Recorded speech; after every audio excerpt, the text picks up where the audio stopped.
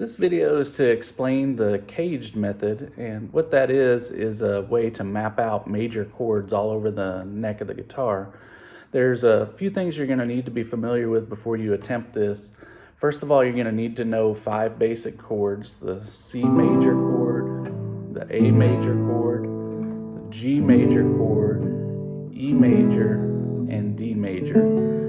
So make sure you're familiar with those. Also, you're going to need to be familiar with the concept of bar chords. I have videos on E form and A form bar chords, so make sure you're at least a little familiar with the concept of bar chords, how they work. And then also you'll need to know how to name the notes on your 4th, 5th, and 6th strings. And I also have a video on naming all the notes on all the strings. So make sure you're familiar with the 5 basic chords, C, A, G, E, and D.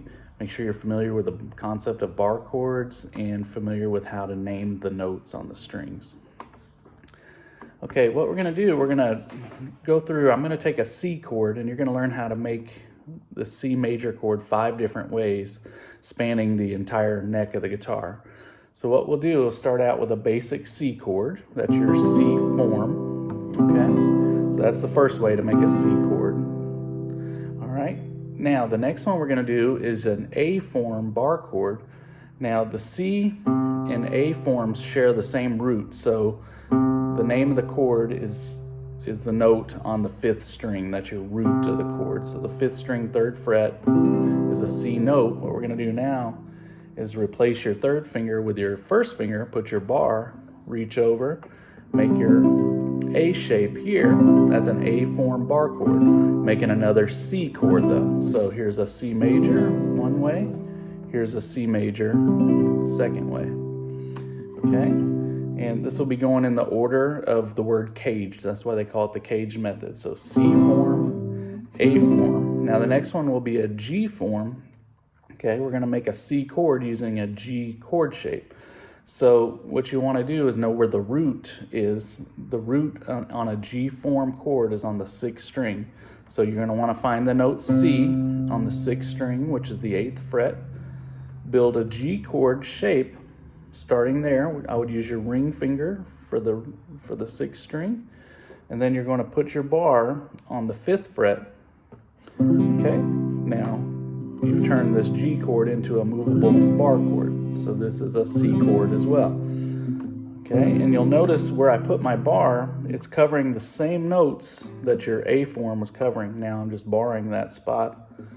Okay, so now we have 3 C major chords using a regular C shape, using an A shape. There's a C bar chord. Okay, now using the G shape, we've made another C major chord. Okay, now the next one is going to be the E form. The G form and the E form share the same root. So here's your C note. What you're going to do now is replace that with your 1st finger, bar it there, and make an E form, or an E shape with your other fingers. Okay, here's another C chord. Okay, so there's 4 different ways so far. We have the regular C shape. Using an A shape, we have a C chord here. Using a G form, we have a C chord here. Using an E form, we have another C chord here. Okay, and then the last one is going to be using a D chord shape. An easy way to find this one, the root of your D shape is going to be on the 4th string. So where your pinky is right now on this E form, that is your starting point for the D form. So you'd find that this is a C note. Okay, that's the 10th fret. You're gonna reach over a fret and make a D chord shape with the other fingers. This is just a 4-string chord. So that's the final way to make a C chord. Okay, so 5 different ways. C, using a basic C shape, A form, C chord, G form, C chord, E form, C chord, and a D form, C chord. And I realize this is probably pretty confusing to you if you've never heard this concept before, but if you just replay the video and several times, I think you'll catch on to this.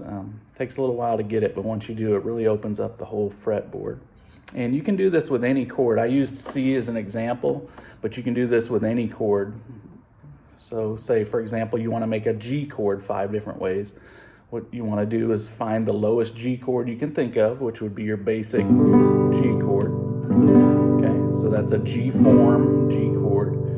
Now the next one in line would be the E form. So we're going to go in the order that you spell the word caged.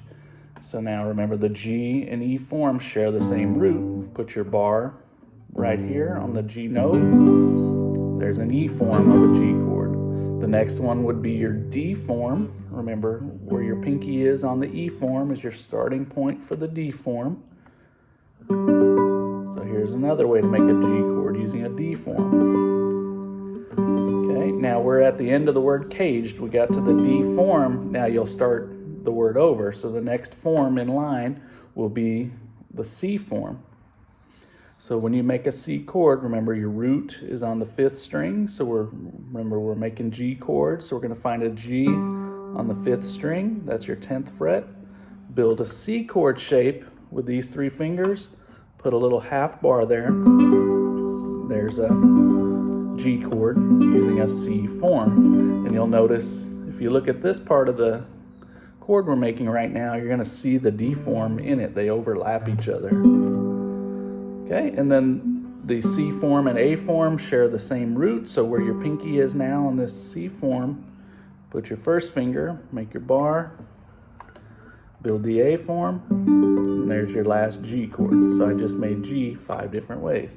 Basic G, E form G, D form G, C form G, and the last one is your A form G. I understand this is probably a little confusing, but hopefully you guys understand it. If you have any questions, you can always email me. I'm happy to answer them over email, or if you want to Skype or FaceTime me, you're welcome to do that as well. Thanks, bye.